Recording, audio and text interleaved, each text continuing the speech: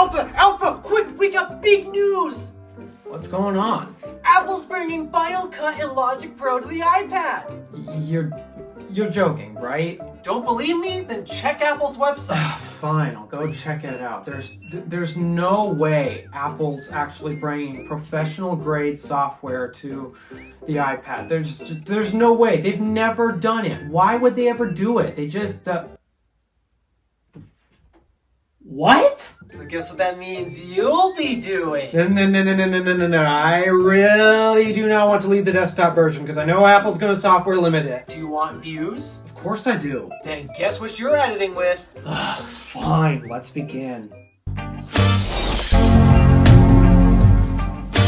Apple did it, everyone! It took them how many years of complaining and screaming and hammer pounding or whatever you want to use to describe it, but finally Apple did it! We finally have Final Cut Pro and Logic Pro available on the iPad with so many different catches to the point where it's kind of not really reassuring that Apple is deciding, okay, now we're going to treat the iPad as a pro device. First up, we're going to talk about Logic Pro because actually Final Cut has tighter requirements, but turns out Logic Pro, they've actually did announce it for the iPad, and as long as you have an A12 chip or newer, I don't recall if it's A12 or A12X, what I do know is that if you have an iPad Pro from 2018, you are definitely going to be able to test out the new Logic Pro, and actually my iPad Air here is also going to support that. But yeah, Logic Pro, it's basically kind of like GarageBand, except from the looks of it, they've really made things a lot more advanced compared to the standard GarageBand on the iPad, which I gotta say, GarageBand on the iPad, it's actually really great. It's basically the same experience as GarageBand on my iPhone, but because you have a much bigger canvas, GarageBand's actually more capable on the iPad than you guys think. It's actually not that bad, but Logic Pro is taking it a step further. It's adding an actual keyboard where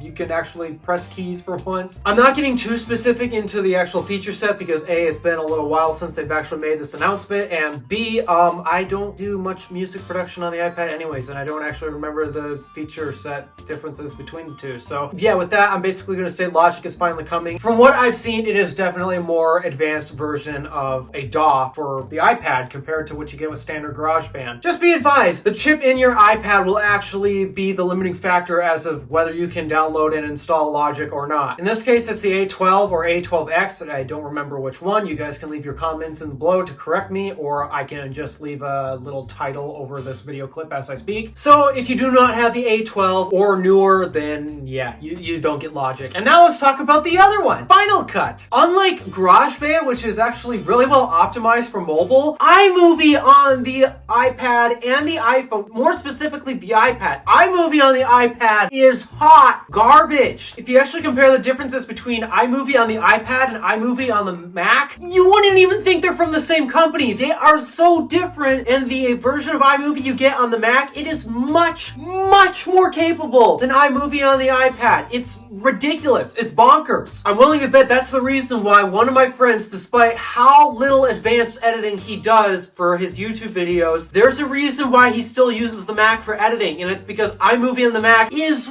way better than the iPad. So finally, we're getting actually a much better first-party solution. Yeah, I know LumaFusion exists, but it's not first-party, and well, I've tried it out before. I haven't exactly figured out how to work it. Then again, I've only really done it on demo unit iPads, and I've only seen other YouTubers do it, but still, it's not first party, and a lot of people, like myself, we like to use the first party software options. Kind of like how when you buy a Windows laptop, everyone goes out and buy Microsoft Office to get Microsoft Word, PowerPoint, and such. Yeah, the Google Suite is free. You can just use Google Docs on the web on your Windows device, but everyone always goes out and downloads Microsoft Office to use on their Windows products. So yeah, there's a lot of people who actually treat software that way. You buy specific hardware, you also want to get the software from the same brand that you bought the hardware from. So I can totally understand why you want a first-party solution. And it's not like LumaFusion's bad or anything, it's just, well, even LumaFusion has its limits. So supposedly Final Cut is, no matter how you look at it, Final Cut is really going to fix the limited capabilities of iMovies on iOS because it is so bad. And from the sounds of it,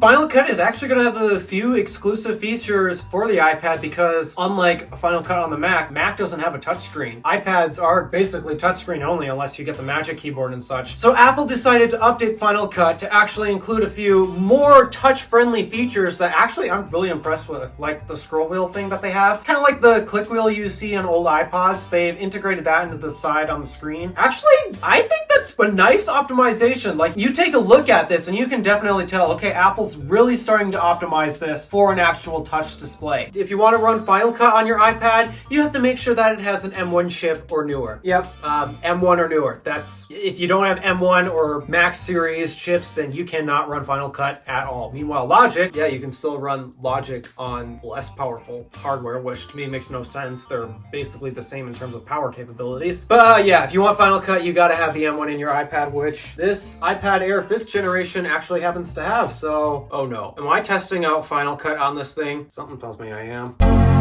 But despite that, yeah, we got this great news about the iPads getting Final Cut and Logic. There is a fear that I do have. Considering how much Apple has limited other software to this thing, like for developers, we all wanted Xcode to come to the iPad. Well, we got Swift Playgrounds. Wow, that's so pro. And then iMovie is still in garbage tier compared to this thing. Like, seriously, if you want to do real video editing on your iPad at the moment before we get the actual Final Cut and Logic apps available on the App Store, then you basically have to download LumaFusion, or wait, didn't DaVinci Resolve also come to the iPad too? If you want to do any pro video editing of any sorts, you cannot use the first party option that Apple offers, which kind of weird, right? Because usually Apple's first party options are spectacular. So I'm just worried that, like with when it came to the developer community wanting to be able to develop apps on the iPad, despite that, yeah, they got Swift Playgrounds and not the full thing, I'm kind of worried that Apple's going to dumb down the feature set of Final Cut and Logic, just like they have with iMovie, GarageBand. Yes, they did dumb down the feature set of GarageBand on this too, by the way. And also when DaVinci Resolve came to the iPad, it's not exactly as advanced as the desktop version itself. So like with all those other apps, I am actually really concerned about the quality that Apple's going to put into these actual Pro Suite apps. I hope that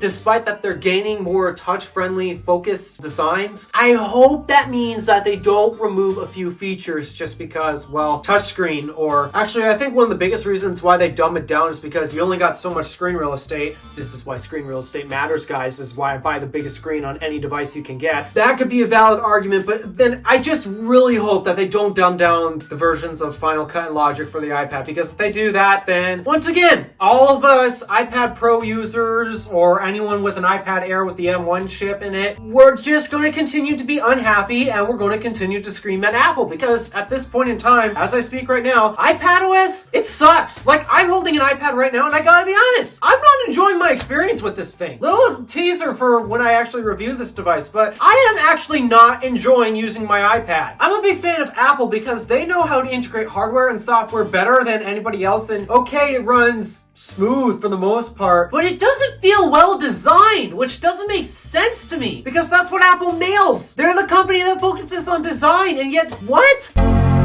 If Apple actually dumbs down Logic and Final Cut, which I have a pretty good feeling they're going to do, to be honest, then the iPad community is just going to continue to complain, because we want the actual full-fledged Final Cut and Logic. Developers still want full-fledged Xcode, this Swift Playgrounds garbage. What is that? What was that? So when it does come out, I am at least going to test Final Cut. I have no idea if I'm going to be able to test Logic, because testing out Logic requires much more of my time, but I am at least going to test out Final Cut and see if it actually lives up to what pro users are actually looking for. And I may be an average Joe myself when it comes to using Final Cut, but let's be real here. The iPad has been in desperate need of actual professional grade software for such a long time. And if Apple misses the 8-ball on this one, well, I don't know what to tell you, but like, I'm just gonna flat out stop recommending iPads anymore, and I'm probably just going to put this up for sale. Alright, so there's that. Thank you for watching. Do me a favor and interact with the stuff below. My name is Alpha DeWolf, Random Alpha, signing out.